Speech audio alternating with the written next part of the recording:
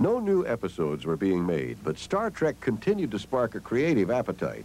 Trekkies published their own fan magazines called fanzines, with fans creating their own scripts, their own drawings, complete descriptions of gadgetry, and their own embellishments of Star Trek lore. They formed clubs, traded Star Trek products, and in 1973, the first Trekkie convention was organized by Joan Winston. The very first Star Trek convention was a fluke. We expected maybe 300 people, and we got 3,600, and it blew our minds. And that showed us how much Star Trek meant to so many people. One appeal of the conventions was meeting the actors who played their heroes. I tell you that the Klingons have changed in appearance somewhat. They have an enormous ridge going up right across their head. It looks like a lot of warts all together, and I blame that on the tribbles that I sent over to them. If all this talk of Klingons and tribbles makes you feel that you've been hanging around the wrong end of the galaxy, you could catch up fast by doing what these folks did. Watching all 79 Star Trek episodes and remembering every last detail. Where was the planet killer headed when the Enterprise intercepted it? Don White was headed right through the most densely populated part of the galaxy. I can't tell you where, but I know that for sure. Trekkie mania flourishes nationwide. A Los Angeles housewife, B. Jo Trimble, blotted out her living room picture window with a painted Trekkie Christmas message. Mrs. Trimble might be the foremost Trekkie of them all, rallying letter-writing campaigns to save the show and to rename the U.S. Space Shuttle. We started the campaign to get it named the Enterprise, and it succeeded. All of the letters went in to President Ford, and in a sort of surprise move, he named the shuttlecraft Enterprise instead of the name that was chosen. At rollout ceremonies for the space shuttle, instead of hearing America the Beautiful, the crowd listened to the theme from Star Trek.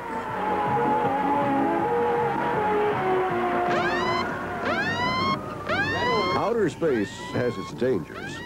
How's the radar look?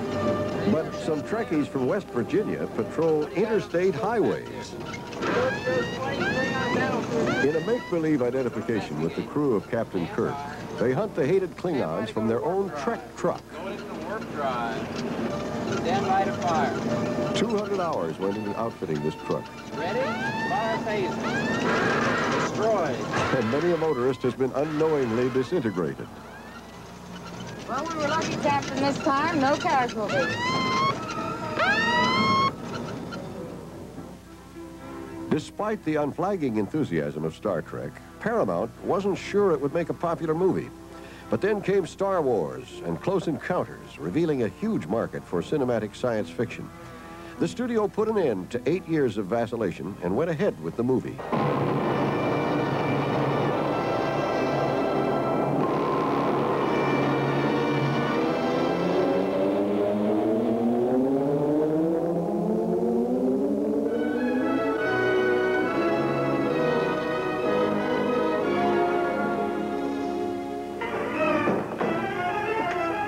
Permission to come aboard, sir.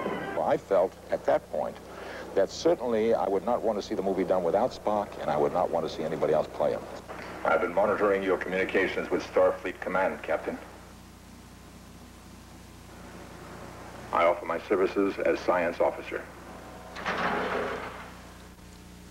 Gene Roddenberry wanted his starship and special effects to be realistic enough to promote the idea that space travel is part of our future.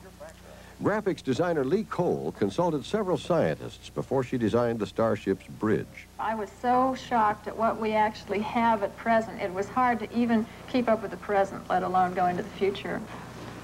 A lot of this is very pretty, but it comes from interesting sources, like all these monitor screens. This is actual experimental color computer graphics readouts, and these charts and graphs you see undulating.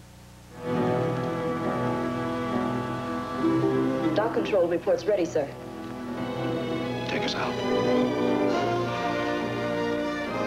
In the middle and late 70s, America's fascination with the actual exploration of space went into decline, and yet popular interest in science fiction has never been greater.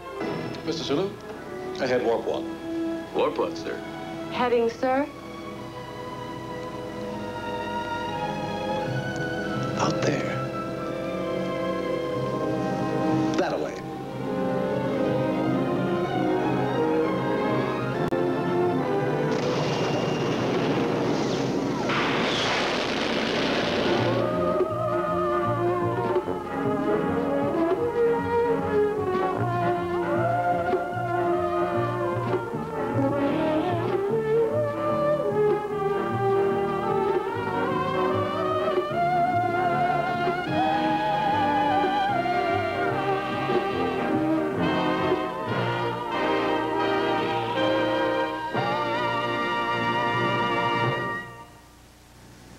The years have been kind. That was a short decade. We'll be right back.